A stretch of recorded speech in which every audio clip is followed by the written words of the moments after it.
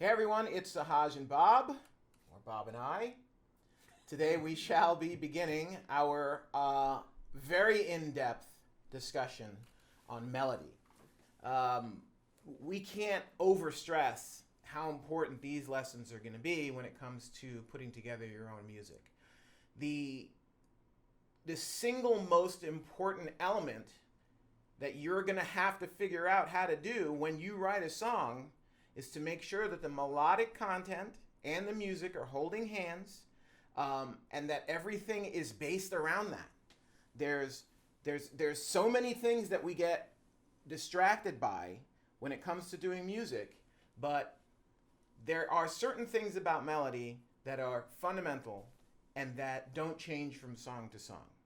So in this first video, we're going to start talking about the fundamentals of melody and also its application in terms of developing your audience, developing your relationship with the audience, as well as developing the music itself.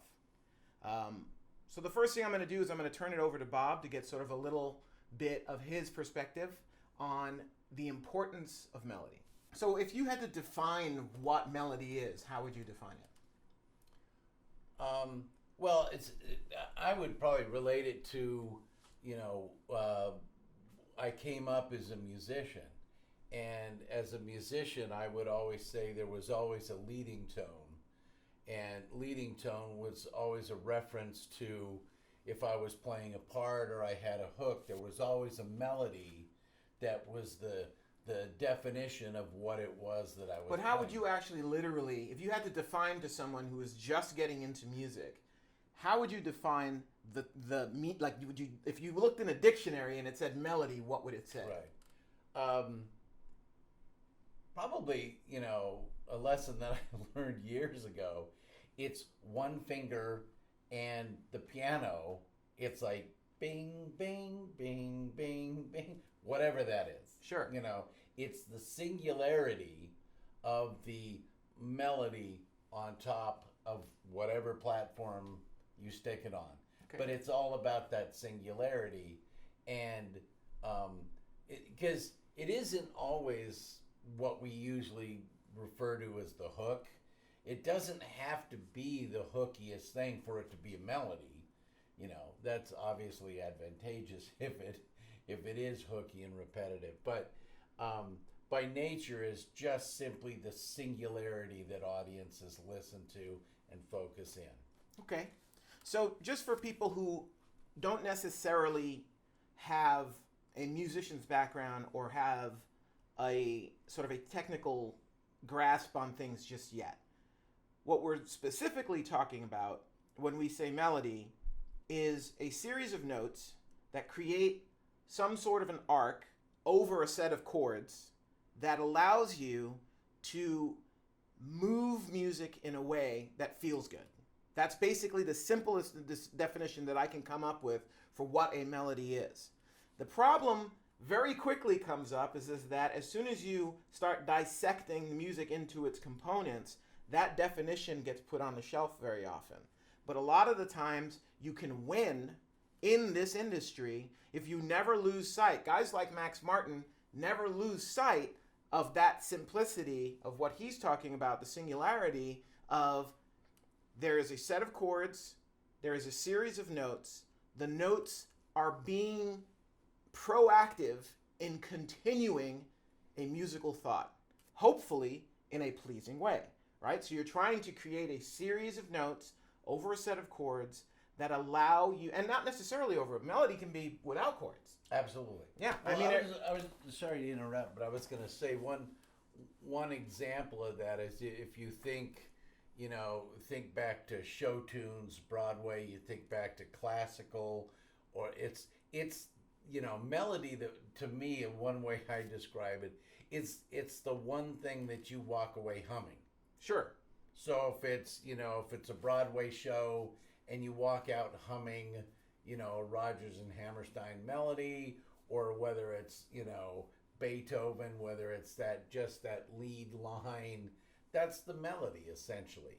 And you're absolutely right that, it can be, the definition can evolve and change relative to your surroundings. Sure.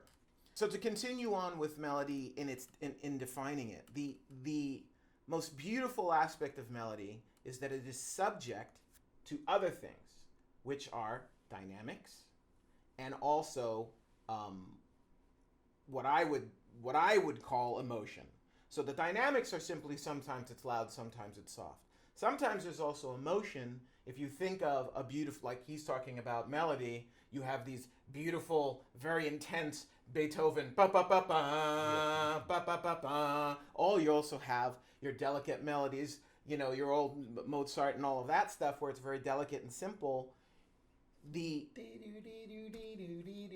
perfect example, because it sort of exists in a vacuum until the chords come in. Yeah. So in order to understand what melody's job is, you sort of have to accept that it is dependent on what's going on around it. Okay. So sorry, one other thing that we'll get into this later, but I think it's important to understand also one of the definitions of melody you can also describe it as the vehicle for the lyrics of the song. If it's a lyric-based song, you can also think of it like that. It's the vehicle that delivers the lyric and the lyric content to the audience. Absolutely, and it's another conduit, because the combination of the actual word choice and the combination of how you sing it and the note selection becomes incredibly incestuous and important in enabling you to be able to make an emotion and create a feeling and a color.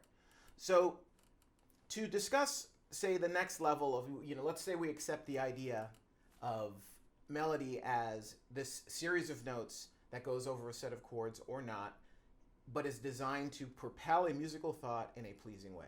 Let's say the next level of that is, okay, how do we construct a series of notes into an actual song? Well, through your choices of notes, you can separate sections of a song. You can define a verse, a pre-chorus, a chorus, or a middle eight or bridge based on your note selection. They're identifiable because of that. Now, the other thing we didn't mention in that, which is very, very important, is rhythm. Yeah. So the defining aspect of a melody is the note choice, the dynamic range, and the rhythm or cadence.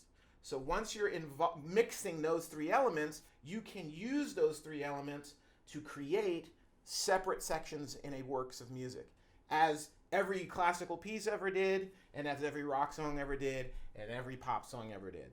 So understanding those basic components gives you a little bit of a grasp on what you have to do next, which we'll get into in a minute.